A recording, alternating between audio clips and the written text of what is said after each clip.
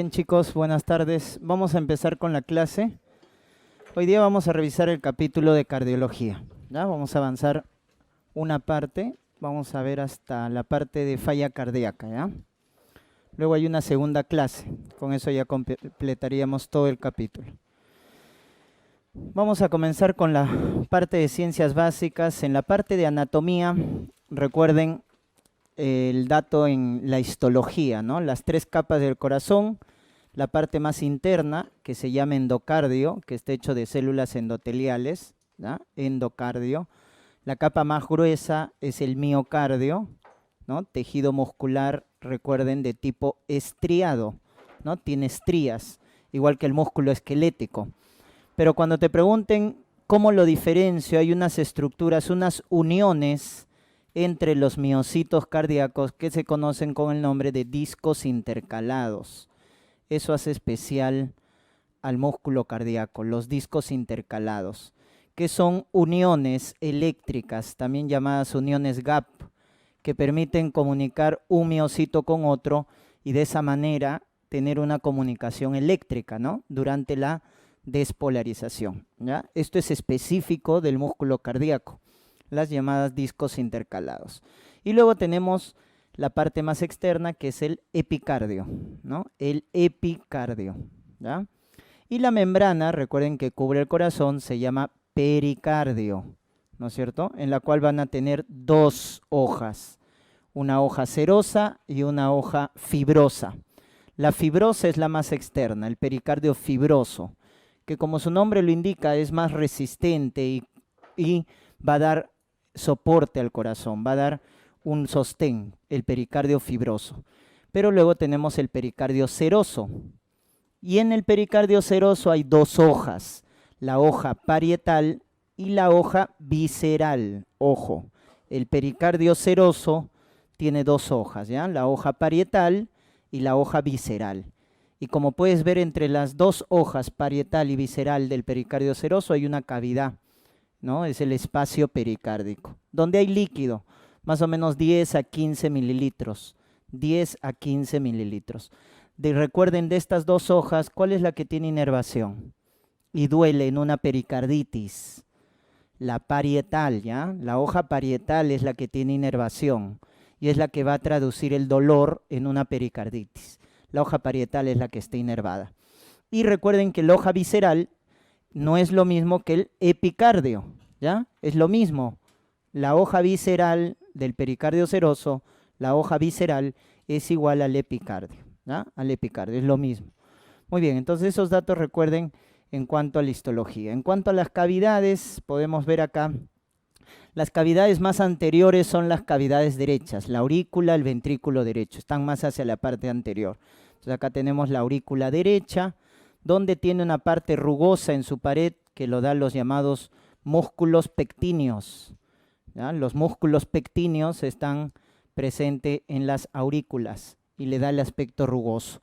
Luego tienen su tabique, ¿no? Y esto que ven acá es la orejuela, ¿no? La orejuela derecha, ¿ya? La orejuela derecha, que tiene una forma triangular con base ancha. Y acá tienen que acordarse en la aurícula derecha un triángulo, el llamado triángulo de Koch. ¿Quién forma el triángulo de Koch? La válvula tricúspide, que es la que separa las dos cavidades derechas, ¿verdad?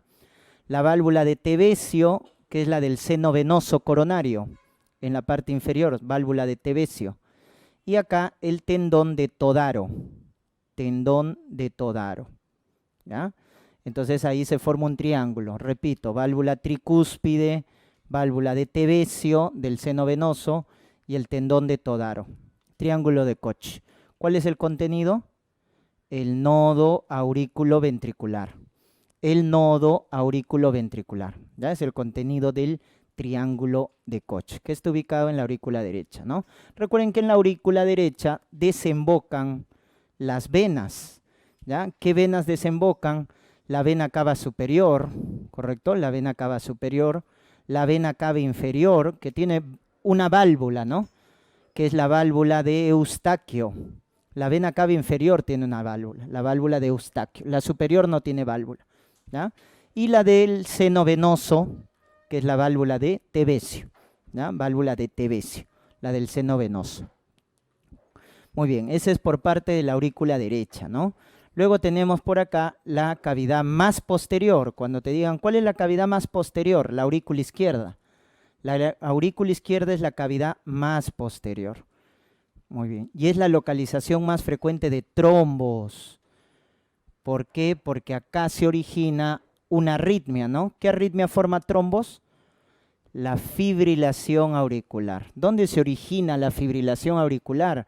En la aurícula izquierda, en la desembocadura de las venas pulmonares. Recuerden que en la aurícula derecha desembocan las 4 venas pulmonares. Y justamente en la desembocadura de las venas es donde se va a originar la fibrilación auricular, ¿no? Entonces ese dato recuérdense. Muy bien, es más pequeña en relación a la aurícula derecha, ¿no? Luego tenemos por acá el ventrículo derecho. El ventrículo derecho también tiene una parte rugosa que lo da las llamadas trabéculas carnosas. Las trabéculas carnosas es la que da el aspecto rugoso a los ventrículos. En cambio en la aurícula eran músculos pectíneos, ¿no? En los ventrículos trabéculas carnosas. Muy bien. Y de estas trabéculas carnosas tienen que acordarse un tipo especial que ven estos como especie de conos, que son los llamados músculos papilares. ¿Por qué? Porque esos músculos papilares dan soporte al anillo valvular, por ejemplo en este caso a la válvula tricúspide, ¿no? La válvula tricúspide, como su nombre lo indica, tiene 3 valvas, una anterior, una posterior y una septal. Son 3 valvas en la válvula tricúspide. Y esas 3 valvas se soportan con 3 músculos papilares. Uno anterior, uno posterior y uno medial, que está en el tabique. Mire, lo ves acá, chiquitito. Se llama músculo de Luschka, este músculo pequeñito, ¿ya? El músculo papilar septal se llama músculo de Luschka. Y es pequeñito y se rompe. Cuando hay un infarto, una endocarditis, se rompe este músculo. ¿Estamos? Muy bien. Y ahí está el aparato valvular. Muy bien. Luego ven acá este puente que estoy señalando por acá, ¿no? Alrededor del septum, sale del septum, que es la llamada banda moderadora, ¿ya?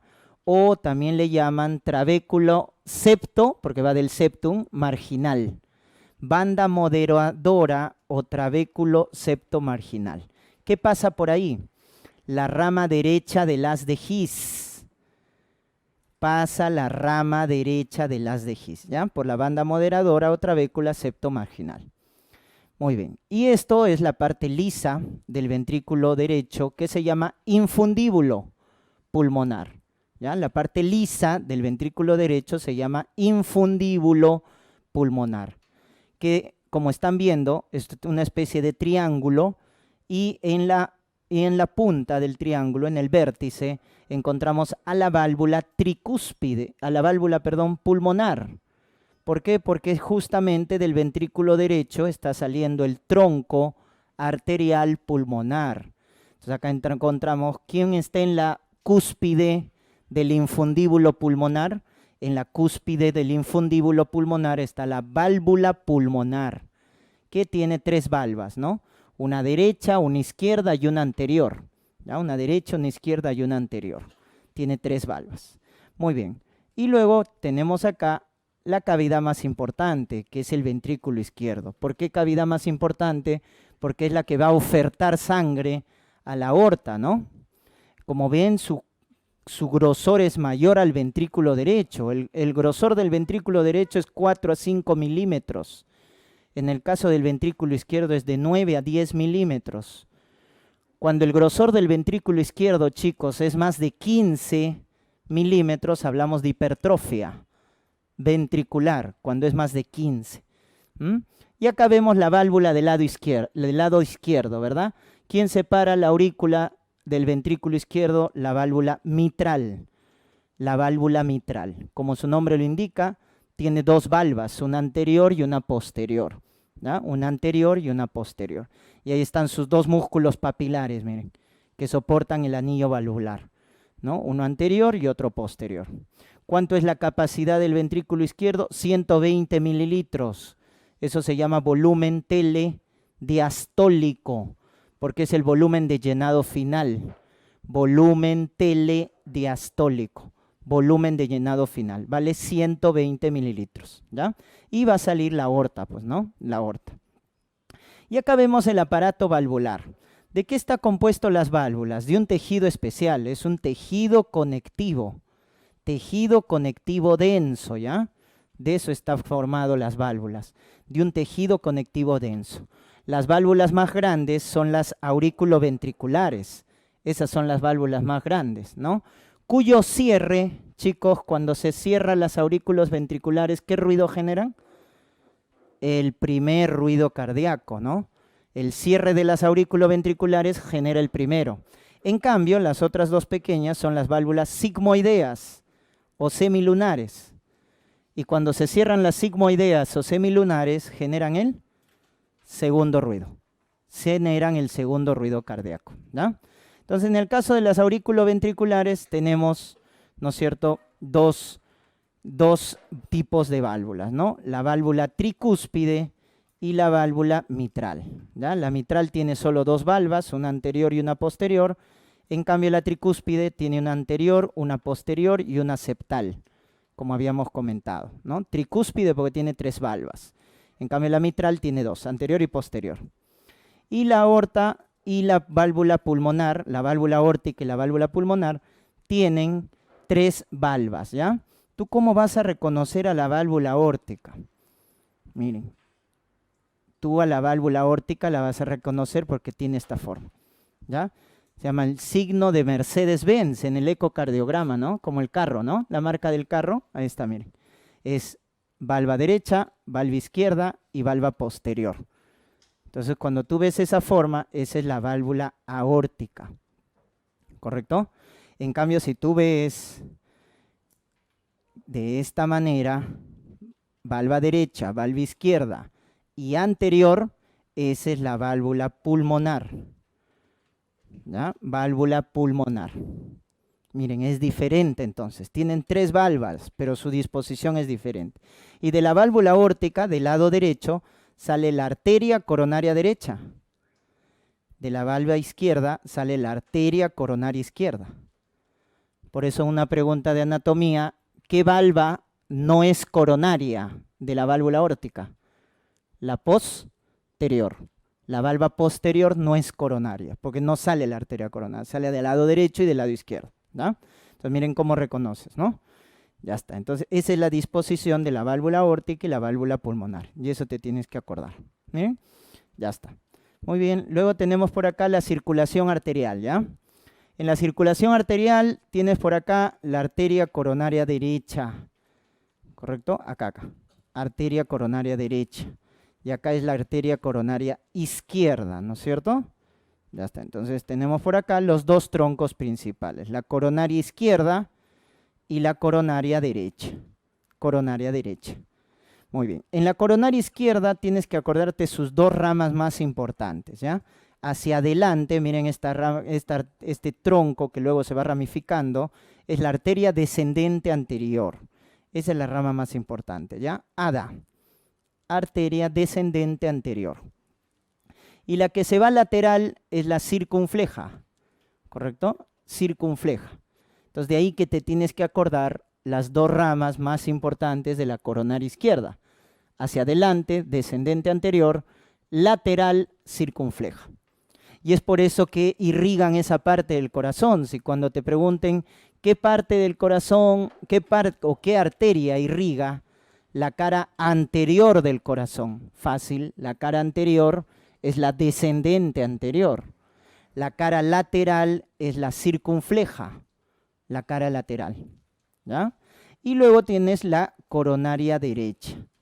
Chicos, la coronaria derecha va a dar rama para el nodo sinusal, para el nodo AB. Ahí está, miren.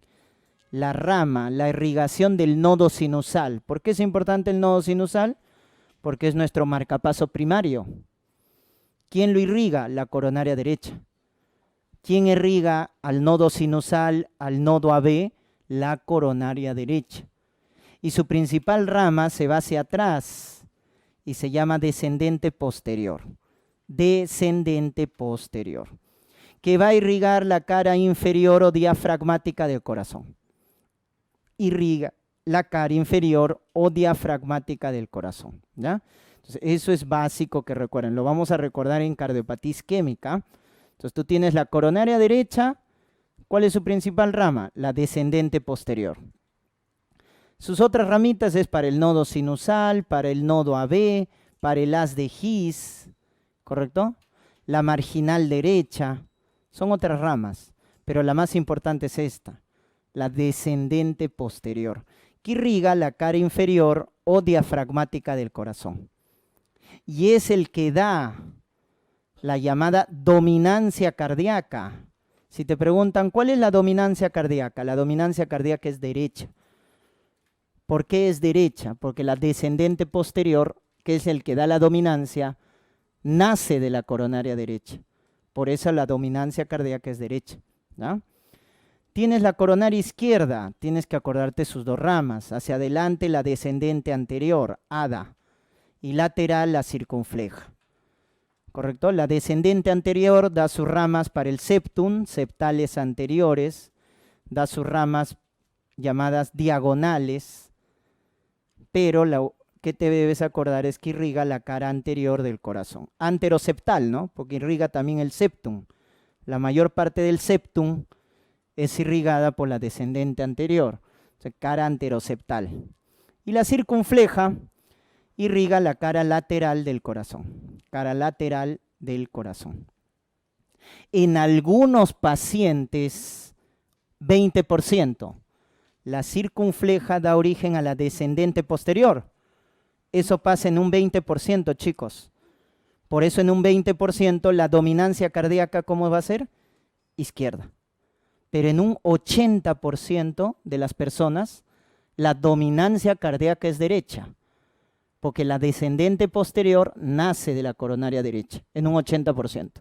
En un 20% nace de la circunfleja, por eso te van a decir que en un 20% la dominancia es izquierda, ¿ya?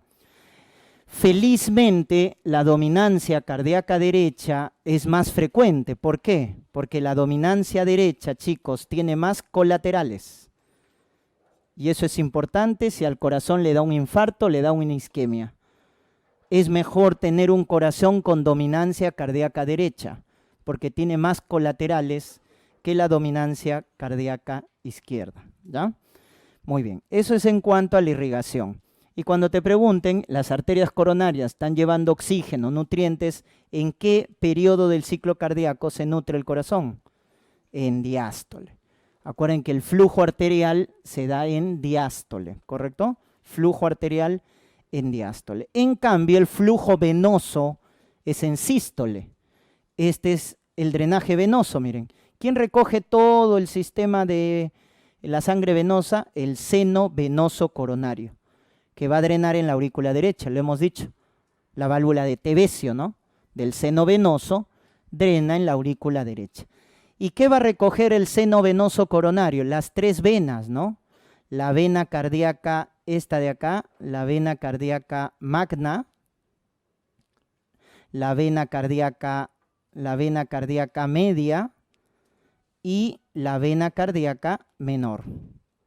Ahí están las tres venas, ¿correcto? La vena cardíaca magna hacia adelante, hacia atrás la vena cardíaca media y hacia el lado derecho la vena cardíaca menor. Miren cómo las tres venas cardíacas drenan al final en el seno venoso, ¿ya? Y cuando te digan qué venas drenan directamente en la aurícula derecha, miren estas venitas, ¿no? Se llaman venas cardíacas anteriores o venas de Tevesio. Las venas de Tevesio o venas cardíacas anteriores drenan directamente en la aurícula derecha, no pasan por el seno venoso. Chicos, la circulación venosa se da en sístole. La circulación arterial se da en diástole. Concepto importante, ¿ah? Circuito arterial en diástole, por eso el corazón se nutre en diástole. Circuito venoso en sístole. Muy bien, la inervación. ¿Quién da la inervación al corazón? El sistema nervioso autonómico, el simpático y el parasimpático. La cadena simpática, cervical y torácica superior da ramas para inervar al corazón. La cadena simpática, los ganglios cervicales y torácicos superiores son los que dan la inervación simpática. En cambio, el parasimpático, ¿quién lo representa? El vago, el 10º par craneal, da la inervación parasimpática al corazón. ¿Correcto? Y miren, chicos, algo interesante. El vago, ¿dónde va más frecuente? ¿A la aurícula o al ventrículo? ¿Qué te dice el gráfico? ¿A dónde va? A la aurícula, pues miren, el vago se queda más, es decir, ¿quién tiene más inervación parasimpática? Las aurículas. En cambio, el simpático, miren la cadena simpática, ¿dónde está yendo más frecuentemente? A los ventrículos, ¿ya? En la aurícula predomina la inervación parasimpática. En los ventrículos, la inervación simpática, ¿correcto? La inervación simpática. Y tú te acuerdas de neurología, ¿no es cierto? El simpático y el parasimpático, que son antagónicos. ¿Cuál es el neurotransmisor del simpático, chicos? La norepinefrina. ¿Y del parasimpático? La acetilcolina. Y en el corazón, ¿qué receptor de la norepinefrina está? ¿Alfa o beta? Beta, acuérdate de bobo, ¿ya? Bobo, beta, ¿ya? Beta 1, beta 2. Un bobo nomás, pues, ¿no? Beta 1, ya está. De acetilcolina, receptores muscarínicos, M2. Esos son los receptores que están en el corazón, ¿ya? De la norepinefrina, receptor beta 1, de la acetilcolina, muscarínicos M2. ¿Y qué va a hacer la norepinefrina, representante del simpático? Va a activar al corazón, chicos. Va a aumentar la frecuencia cardíaca y va a aumentar la fuerza de contracción. Pero sobre todo, ¿qué? La fuerza de contracción. Eso se llama ionotropismo positivo. En cambio, el aumento de la frecuencia se llama cronotropismo positivo. Eso hace el simpático. Levanta la frecuencia y levanta la fuerza de contracción. Ionotropismo, cronotropismo positivo. Pero sobre todo la fuerza. Porque ¿dónde predominaba el simpático, chicos? ¿En la aurícula o en el ventrículo? Ventrículo, por eso aumenta más la fuerza. En cambio, el parasimpático te hace lo contrario. Baja la frecuencia y baja la fuerza de contracción. Al bajar la frecuencia, cronotropismo negativo. Al bajar la fuerza, ionotropismo negativo. O sea, el vago, chicos, es un cardiodepresor. Por eso cuando uno hace un estímulo vagal, se desmaya. ¿Por qué se desmaya? Porque baja la frecuencia y baja la fuerza de contracción. Baja la perfusión cerebral y el paciente se desmaya. Cuando uno hace un estímulo vagal, ¿ya? Entonces, deprimes al corazón. Pero sobre todo, ¿qué hace? El parasimpático baja la frecuencia. Porque ¿dónde predomina el vago? En las aurículas. El vago predomina en las aurículas. ¿Ya, chicos? Ya está. Muy bien. Eso entonces, acuérdense de la inervación en el corazón. Luego tenemos por acá los vasos. En el caso de los vasos, recuerden las 3 túnicas, ¿ya? La túnica íntima, que es el endotelio, básicamente, la íntima, que está hecho de endotelio, que tiene muchas funciones el endotelio. Recuerden que una explicación de las enfermedades cardiovasculares es la disfunción endotelial. Entonces, el endotelio tiene muchas funciones. Por ejemplo, forma vasodilatadores, sustancias vasodilatadoras, ¿no? Y también vasoconstrictoras, como vamos a ver en fisiología. Luego tenemos la segunda capa, que es la capa media, muy importante la capa media. ¿Por qué? Porque tiene músculo. ¿Qué tipo de músculo? Liso, ¿ya? Tiene músculo liso, los vasos, para hacer vasoconstricción o vasodilatación, de acuerdo a si se relajan o se contraen. Y la capa más externa es la adventicia, ¿no? La capa adventicia. ¿Dónde están unos vasitos? Si tú te das cuenta acá, en la adventicia, la capa más externa, miren, hay vasitos, arteria, venas. ¿Cómo se llaman esos?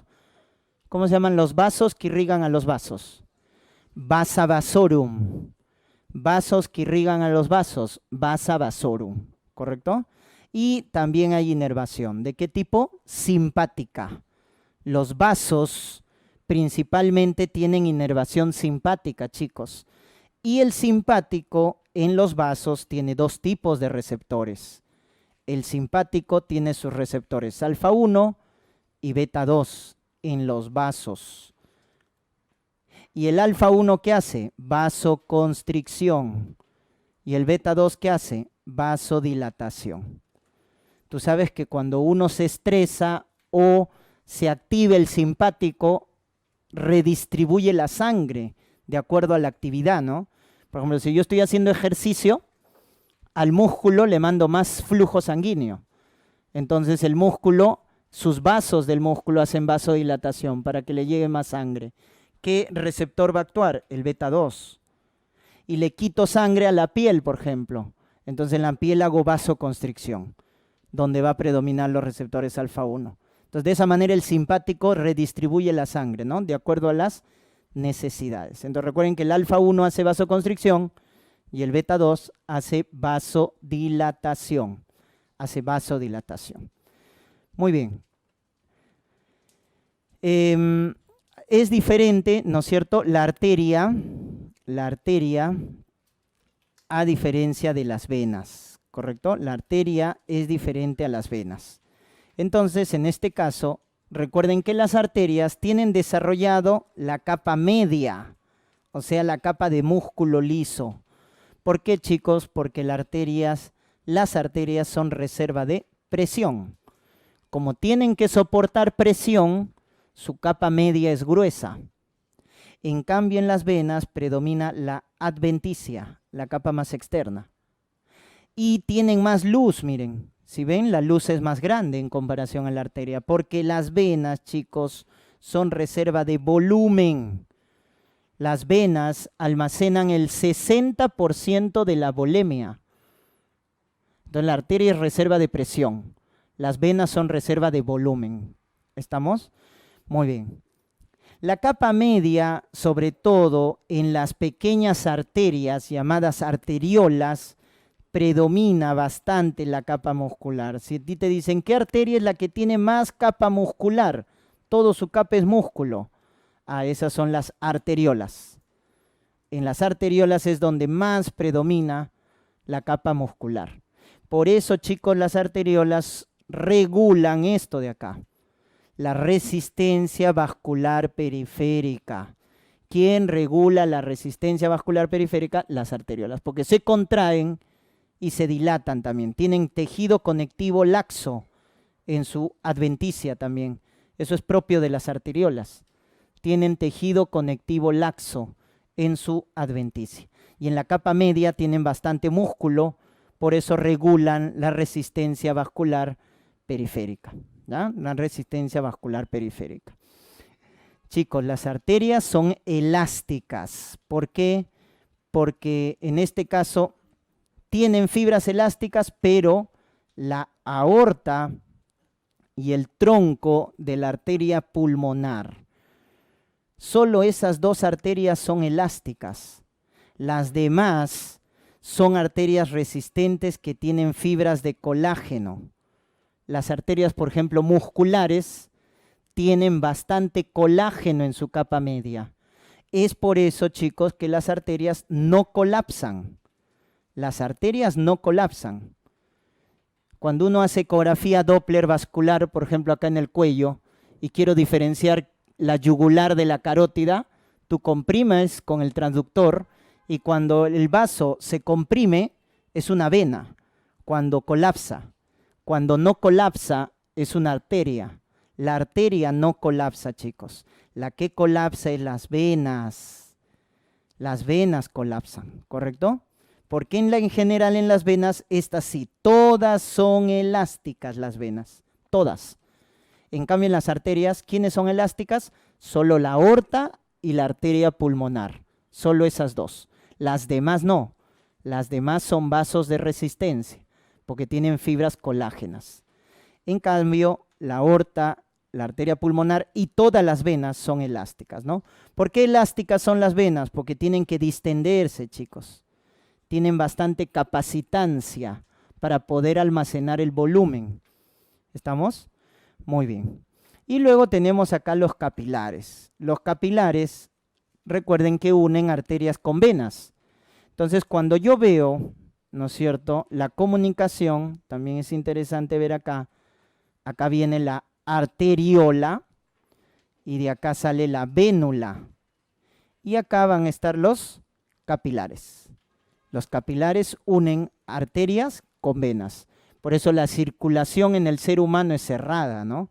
¿Por qué? Porque no hay salida de sangre. Los capilares unen arteria con vena. Y chicos, en el lado arterial hay un esfínter. Se llama esfínter precapilar, llamado también esfínter de Jacobi, que no lo tienen en las venas, ¿correcto? ¿Y por qué en el lado arterial hay este esfínter? Porque este esfínter va a regular la entrada de sangre que está viniendo por las arterias. Recuerden que las arterias están trayendo bastante sangre en volumen y bastante presión. Entonces, si viene bastante sangre a bastante volumen y presión, este esfínter regula la entrada de sangre. Porque tú no le puedes dar bastante presión y bastante sangre a los capilares. Porque los capilares, recuerden, están hechos para intercambio, ¿no? Acá por el lado arterial sufre un proceso de filtración y por el lado venoso, reabsorción. ¿Qué filtra? Oxígeno, nutrientes.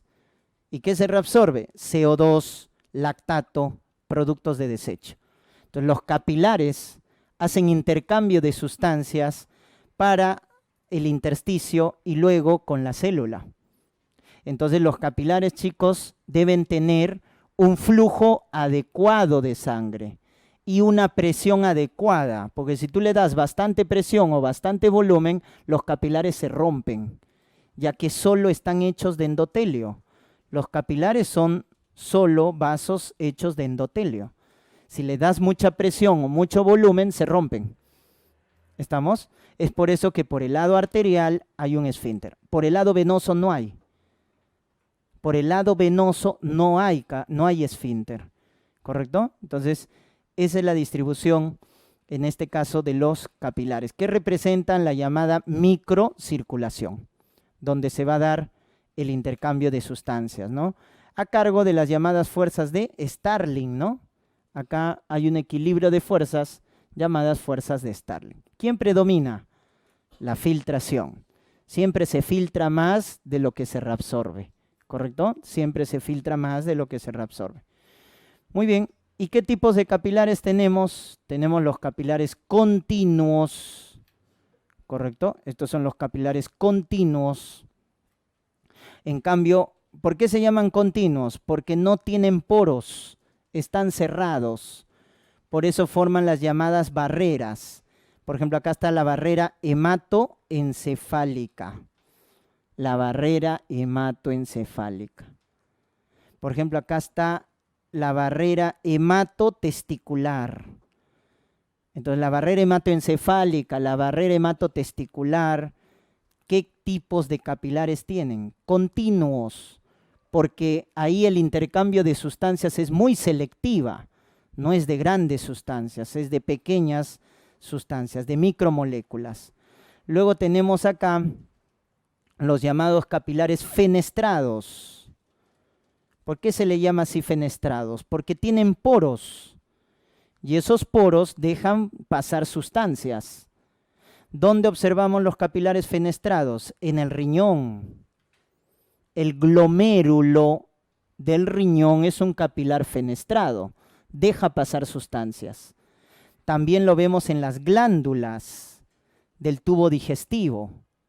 También ahí tenemos capilares fenestrados que dejan pasar sustancias, pero los poros tienen un diafragma, por eso también se regula el paso de sustancias.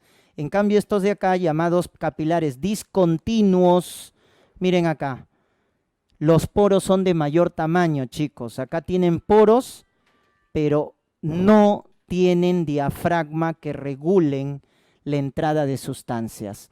Esa es la diferencia. Los capilares fenestrados tienen poros con diafragma. En cambio, los discontinuos tienen poros sin diafragma. Por eso el intercambio de sustancias acá es de macromoléculas, ¿no? ¿Dónde lo observamos esto? En el vaso, en el hígado, en los órganos linfoides, en la médula ósea roja. Ahí observamos capilares discontinuos. Recuerden que en el hígado esos capilares discontinuos se llaman capilares sinusoidales, ¿no? En el riñón se llaman capilares fenestrados. En el hígado se llama capilares sinusoidales o sinusoides hepáticos. Muy bien, su función, intercambio de sustancias.